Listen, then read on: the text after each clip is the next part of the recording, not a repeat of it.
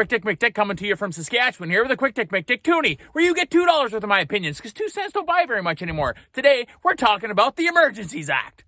You know, lots of people have been looking for my toonie on this whole trucker convoy thing, which leads me to believe that you didn't watch my Thank a Trucker video right to the end. But if you didn't, let's expand on this a little bit now that it's over. Now remember, for those of you that don't always watch Quick Dick, it's not always warm and fuzzy around here. Sometimes I get a little bit shouty, sometimes I swear a little bit, and sometimes you hear my opinion. Well, this happens to be one of those episodes, so if that offends you, just stop watching right now. Now, before we can actually get to the burning dumpster fire that's politics in Canada right now, that was lit, had grease dumped on it, and had the flames fanned by this guy, we're gonna have to go back a little bit to get everybody caught up to where we're at. It all started here. Thank you, my friends. Oh, wait a minute, that was 2015 when this asshole got elected. We're actually going to have to fast forward to the latest gong show that he's caused here, the trucker convoy. So let's do a quick catch up on what happened with this whole trucker convoy thing. Dick's notes means this is just going to give you a general idea of what went on with this whole thing. Don't get all pissy with me in the comment section at the end of this video because I dropped too many F-bombs. I already warned you I was going to. So that being said, here we go.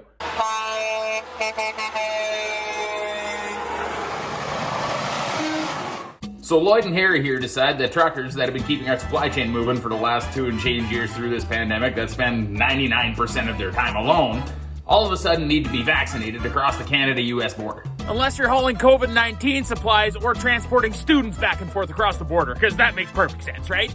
So one TikTok video and a couple of social media posts later, a big group of truckers gets together and say, hey, we're going to convoy to Ottawa and we are going to park our rigs on Parliament Hill to protest this mandate. That started off as a good thing. Gave Canadians a reason to get together. People come out of their houses, wave their flags, wave at people going by, hug each other, shake each other's hand, feed each other.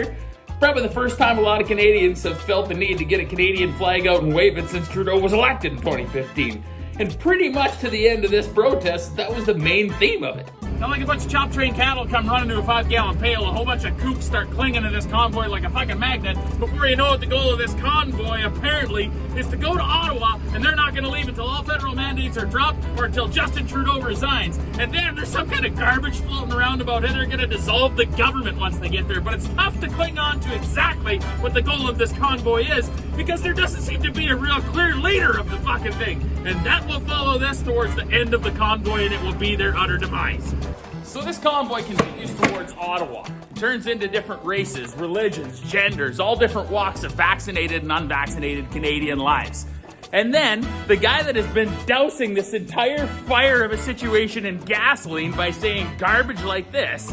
Small fringe minority of people who are on their way to Ottawa or who are holding unacceptable views that they're expressing. Conspiracy theorists about microchips, about God knows what else that go with the tinfoil hats. The trucker convoy then starts nearing Ottawa.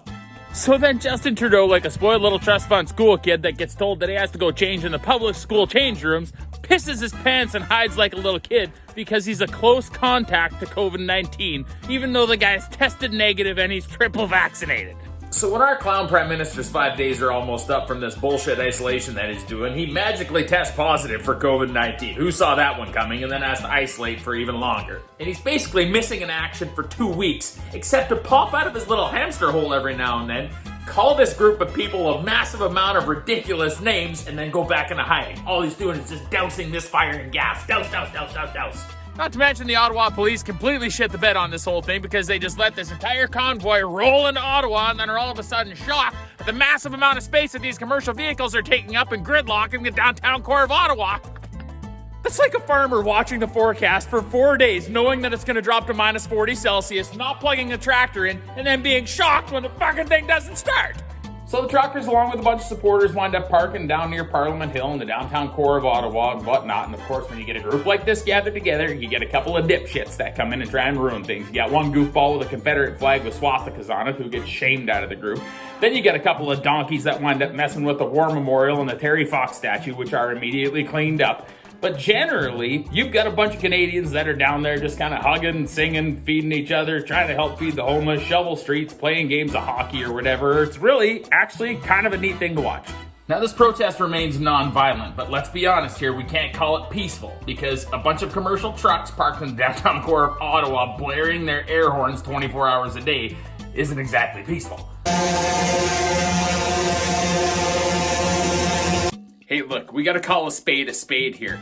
A bunch of truckers downtown Ottawa blaring on their air horns 24 hours a day is like a sibling doing this to their other sibling.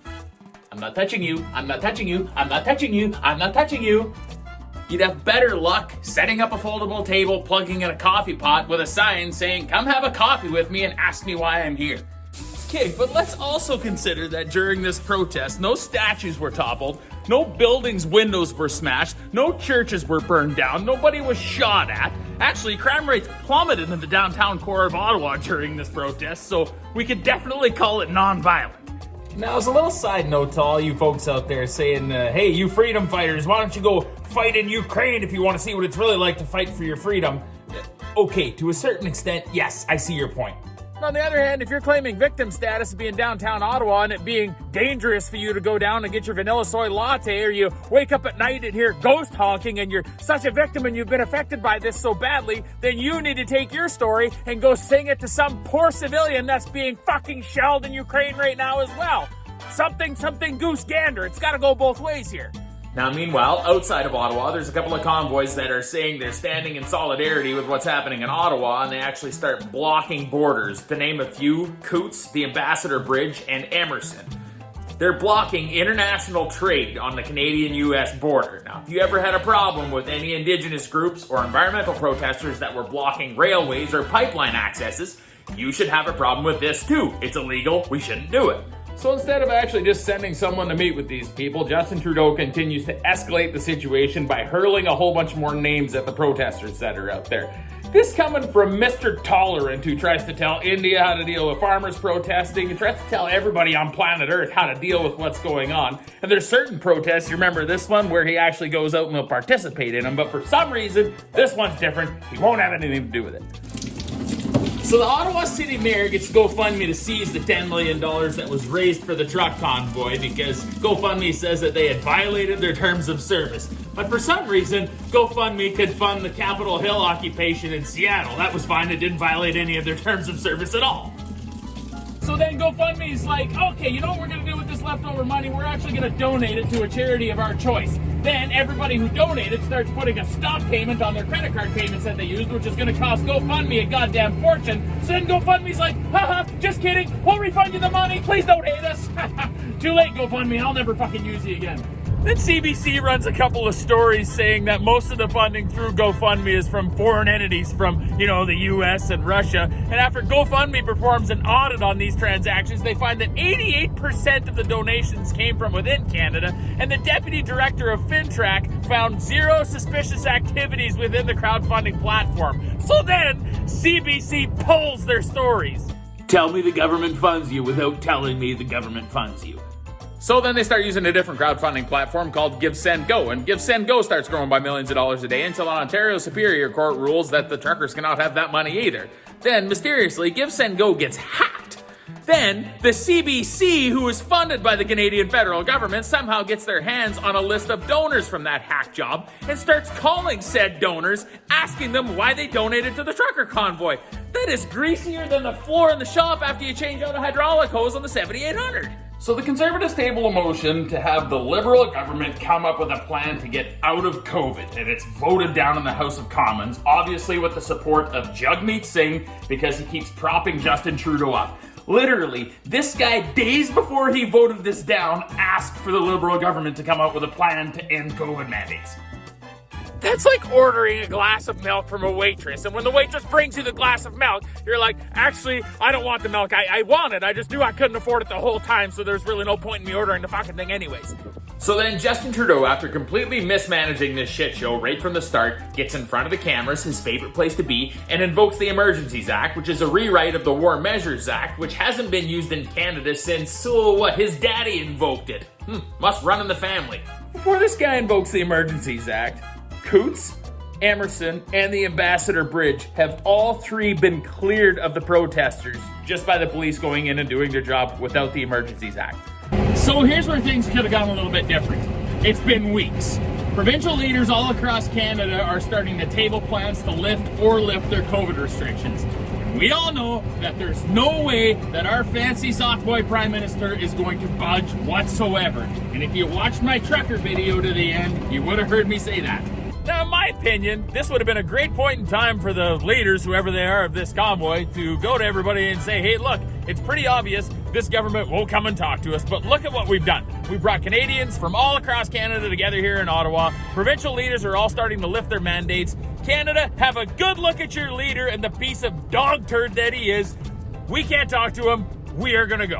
But they didn't. So eventually the police come in and start arresting people and towing vehicles, which all could have been done without the use of the Emergencies Act and the citizens' cheer. Now, nobody should be surprised about this because eventually somebody was going to come in and send everybody home. Now, my question to people who were begging for the police to come in and break this whole thing up, can you honestly look me in the face, go back on your social media timeline, and tell me that you don't have to hashtag defund the police somewhere from a previous protest not that long ago? Now, there's still a few things here that barbecue my ass. One of them being that 7 days after the Emergencies Act is invoked, it requires the approval of the House of Commons. So, once again, Justin Trudeau uses Jagmeet Singh and the threat of this being a confidence vote and plunging us into another election to get this motion carried. The problem is that the truckers are gone. The convoy has been completely cleared out of the downtown core of Ottawa, and then they pass a motion for the House to adjourn for a week. Can you imagine calling the fucking fire department and telling them that your house is on fire, and when they show up to put the thing out, you meet them at the end of the driveway wearing shorts, flip-flops, holding a suitcase, give them a high five and say, hey boys, want to put that out? I'm going to Maui for 2 weeks. You know, I think one of the biggest problems that we have right now with the children running this country and the cult that seems to follow them is the gross overuse of words. If we continually use the words emergency and crisis and racist and misogynist, eventually the severity of the meaning of those words just fades off into the distance because we hear them every time that you have a disagreement with somebody else. Now, let's not forget that while using this Emergencies Act, along with 197 arrests, the government went in and froze personal and corporate accounts of participants and donors of this trucker convoy. $7.8 million seized without a warrant, without legal right of appeal. Okay, now yes, actions have consequences, but let's think about this for a second here. If you think that a government completely freezing any access you have to your funds that allow you to buy food and pay your mortgage, essentially live, is okay, we have a problem here, especially if the list that the government is using is a hacked list that the CBC got their hands on. You're trying to tell me that this government can't account for billions of dollars worth of infrastructure spending, but somehow they can find out if Uncle Hester donated $20 to this trucker convoy? I feel like I'm taking crazy pills here. Then, while these criminals are being prosecuted in Ottawa, a violent attack occurs on a Coastal GasLink pipeline worksite near Houston, BC, in which assailants armed with axes try and light vehicles on fire that have people inside of them and cause millions of dollars worth of damage to equipment, and the government condemns these actions. Now, we can't find any of them or figure out who funded them, but we sure as fuck can find Aunt Lorraine, who donated $100 to the trucker convoy, and freeze her fucking bank accounts. I can't even make this shit up. So Justin Trudeau starts panicking because his polls start tanking all of a sudden, and banks start coming to him and say, hey, for some reason, people don't trust us anymore because we're freezing all of their accounts. And it looks like this probably isn't going to make it past Senate. And literally, while a Liberal-appointed senator is debating in favor of the Emergencies Act, and Jagmeet Singh is on a Saskatchewan talk radio show defending why he voted it and we need it, Justin Trudeau comes on TV and revokes the Emergencies Act. If I were Jagmeet Singh, I'd have a pretty hard time looking at myself on TikTok after that whole show went down. Now that brings us to Tamara Leach, one of the organizers of this convoy, who was detained and denied bail by an ex-Liberal candidate judge in Ontario because her detention was necessary for the safety of the public. My fuck. Drug dealer, bail. Repeat firearms offender, bail. You ran 4 people down in the city of Winnipeg during a protest, bail. Fuck. If you are charged with counseling mischief, you are a danger to society and it is jail for you with no chance of bail. Now, since then, Tamara has appealed that ruling and has been granted bail. My toonie on this whole trucker convoy and the government thing is simple. It's been mismanaged on both sides from start to finish.